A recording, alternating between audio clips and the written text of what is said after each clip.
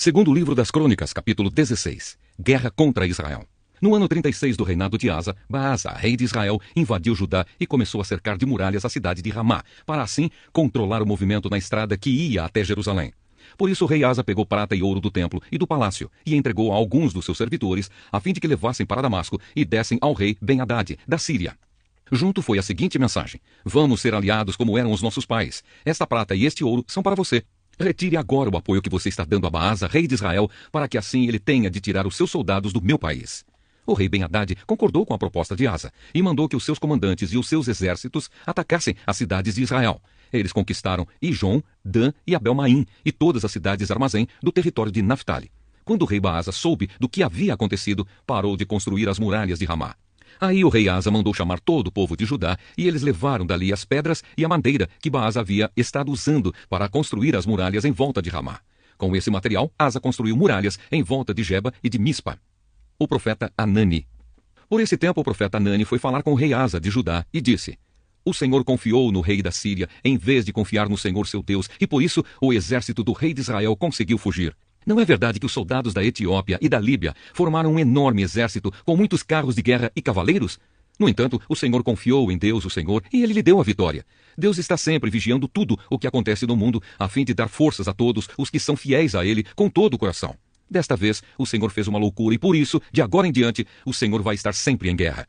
Asa ficou tão zangado com o profeta que mandou amarrá-lo com correntes e metê-lo na prisão.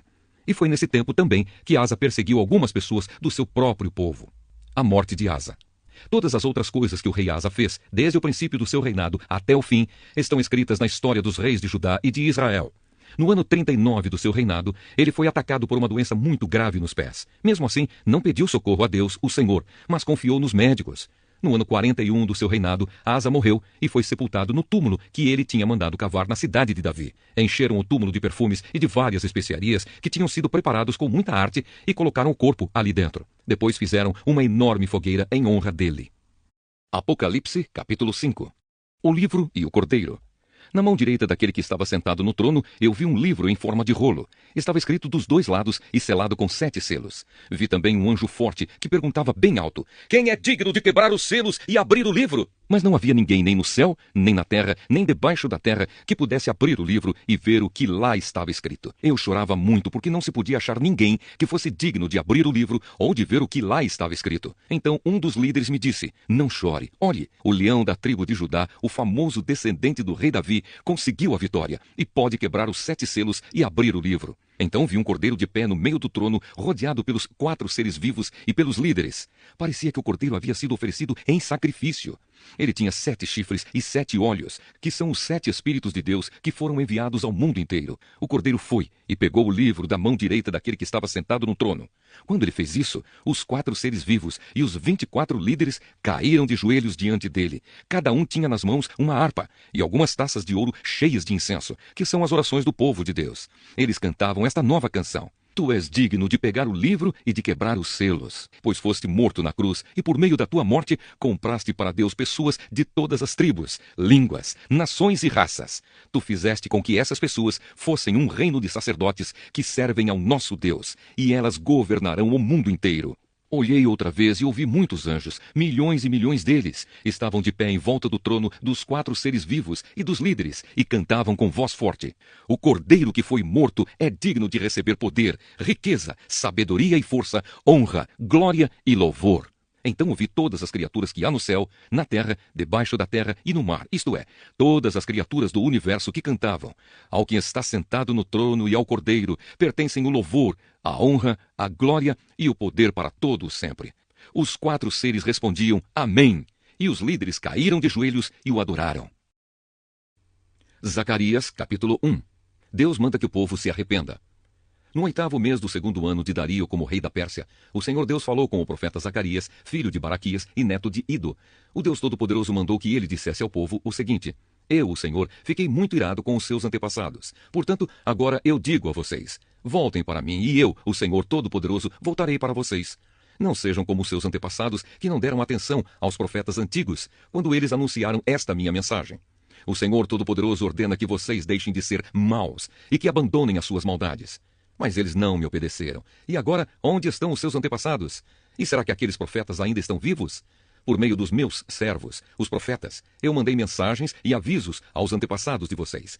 Mas eles não deram atenção, e por isso foram castigados. Então eles se arrependeram e disseram: o Senhor Todo-Poderoso fez o que tinha decidido fazer e nos castigou por causa dos nossos pecados. Ele fez o que merecíamos. A primeira visão, os cavalos. No dia 24 do mês 11, chamado Sebate, no segundo ano do reinado de Dario, eu, o profeta Zacarias, filho de Baraquias e neto de Ido, recebi uma mensagem de Deus, o Senhor. Naquela noite, tive uma visão e nela vi um anjo do Senhor montado num cavalo vermelho. O anjo estava parado num vale, no meio de umas moitas, e atrás dele estavam outros anjos montados, uns em cavalos vermelhos, outros em cavalos baios, e outros em cavalos brancos. Perguntei ao anjo que falava comigo: meu senhor, quem são esses anjos montados em cavalos? Ele respondeu: eu vou lhe dizer. Aí o anjo que estava no meio das moitas disse: eles são os anjos que o Senhor Deus enviou para andarem pelo mundo inteiro. Então aqueles anjos disseram ao anjo que estava no meio das moitas: acabamos de andar por toda a terra e vimos que tudo está calmo e em paz. E o anjo do Senhor disse: ó Senhor Todo-Poderoso, já faz 70 anos que estás irado com Jerusalém e com as cidades de Judá. Quanto tempo vai passar até que tenhas compaixão delas? O Senhor Deus respondeu com carinho ao anjo que estava falando comigo e disse palavras de consolo. Aí o anjo que falava comigo mandou que eu anunciasse em voz alta o seguinte: esta é a mensagem do Senhor Todo-Poderoso.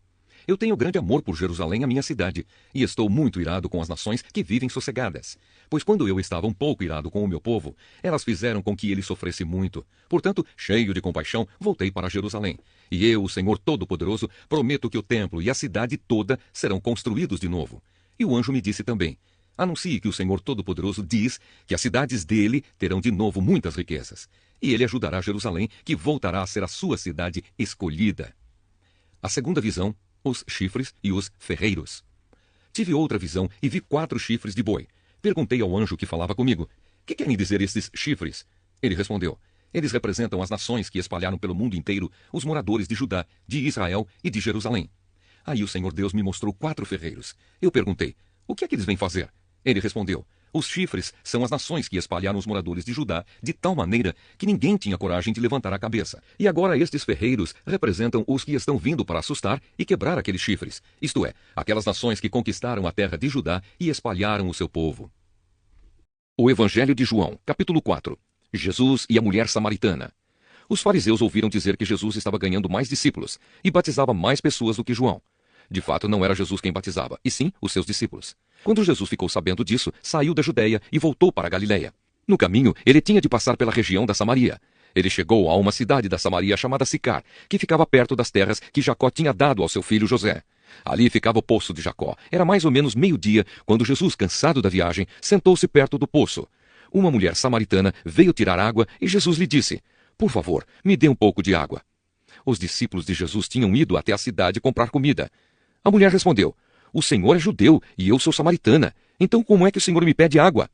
Ela disse isso porque os judeus não se dão com os samaritanos. Então Jesus disse: se você soubesse o que Deus pode dar e quem é que está lhe pedindo água, você pediria e ele lhe daria a água da vida. Ela respondeu: o Senhor não tem balde para tirar água e o poço é fundo. Como é que vai conseguir essa água da vida? Nosso antepassado Jacó nos deu este poço. Ele e os seus filhos e os seus animais beberam água daqui. Será que o Senhor é mais importante do que Jacó? Então Jesus disse: quem beber desta água terá sede de novo, mas a pessoa que beber da água que eu lhe der, nunca mais terá sede, porque a água que eu lhe der se tornará nela uma fonte de água que dará vida eterna. Então a mulher pediu: por favor, me dê dessa água, assim eu nunca mais terei sede e não precisarei mais vir aqui buscar água. Vá chamar o seu marido e volte aqui, ordenou Jesus. Eu não tenho marido, respondeu a mulher. Então Jesus disse: você está certa ao dizer que não tem marido, pois já teve 5, e este que você tem agora não é, de fato, seu marido. Sim, você falou a verdade. A mulher respondeu: agora eu sei que o Senhor é um profeta. Os nossos antepassados adoravam a Deus neste monte, mas vocês, judeus, dizem que Jerusalém é o lugar onde devemos adorá-lo. Jesus disse: mulher, creia no que eu digo. Chegará o tempo em que ninguém vai adorar a Deus, nem neste monte, nem em Jerusalém. Vocês, samaritanos, não sabem o que adoram, mas nós sabemos o que adoramos, porque a salvação vem dos judeus. Mas virá o tempo, e de fato já chegou, em que os verdadeiros adoradores vão adorar o Pai em espírito e em verdade, pois são esses que o Pai quer que o adorem. Deus é espírito, e por isso os que o adoram devem adorá-lo em espírito e em verdade. A mulher respondeu: Eu sei que o Messias chamado Cristo tem de vir, e quando ele vier, vai explicar tudo para nós.